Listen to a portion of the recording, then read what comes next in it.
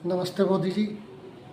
मैं और मेरा पूरा परिवार, या यूँ कह लीजिए मेरा पूरा ख़ानदान, जब से बीजेपी को वोट दे रहे हैं, जब से राम जन्मभूमि का आंदोलन चला था, आज तक देते आ रहे हैं। बीजेपी के साथ इसलिए जुड़े थे कि बीजेपी हिंदुओं के हित की बात करती थी, हिंदुओं में एकता बढ़ा रही थी, हिंदुओं को एक कर रही थी, और हिंदू एक हो भी रहे थे। हिंदू एक हुए, इसीलिए आप 3 बार प्रधानमंत्री बने। हिंदुओं की एकता की वजह से ही बने ना। जब आप पहले 5 साल प्रधानमंत्री रहे, कुछ ऐसा नहीं लगा कि कुछ गलत हो रहा है। जब आप दूसरी बार 5 साल के लिए प्रधानमंत्री रहे, तब भी कुछ ऐसा महसूस नहीं हुआ कुछ गलत हो रहा है। लेकिन जब तीसरी बार आप प्रधानमंत्री बने, तो पता नहीं आपको कौन सा कीड़ा काट गया, जो आपने हिंदुओं को ही आपस में बांटना शुरू कर दिया। आपने जात पात फैलानी शुरू कर दी।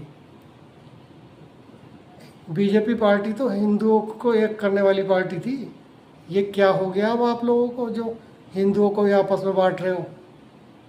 पूरे देश में यही मुद्दा है इस समय, दलित सवर्ण, दलित सवर्ण, दलित सवर्ण। इसके अलावा कोई बात ही नहीं हो रही। जबकि आपको तो हिंदुओं को एक करके चलना चाहिए था।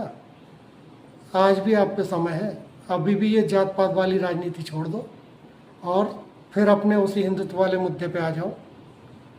तभी आपका और आपकी पार्टी का भला होगा। अगर ऐसे हिंदुओं को बांटोगे ना, दलितों को और सवर्णों को आपस में लड़ाओगे, तो नुकसान दलितों का भी होगा और सवर्णों का भी होगा और आपका भी होगा। एक तो जब आपस में हिंदू बटेंगे तो आपकी सरकार नहीं बनेगी, दूसरा आपकी सरकार नहीं बनेगी, किसी और की सरकार आ गई, वो ना तो दलितों को चैन से जीने देगी, ना सवर्णों को चैन से जीने देगी। इसलिए मेरी आपसे यही प्रार्थना है कि हिंदुओं को जात पात में बांटना छोड़ के दोबारा से अपने हिंदुत्व वाले मुद्दे पे आ जाओ, तभी आपको जनता सर माथे पे बैठाएगी। नहीं तो आप देख ही रहे हो कितनी बदतमीजियाँ हो रही हैं आए दिन।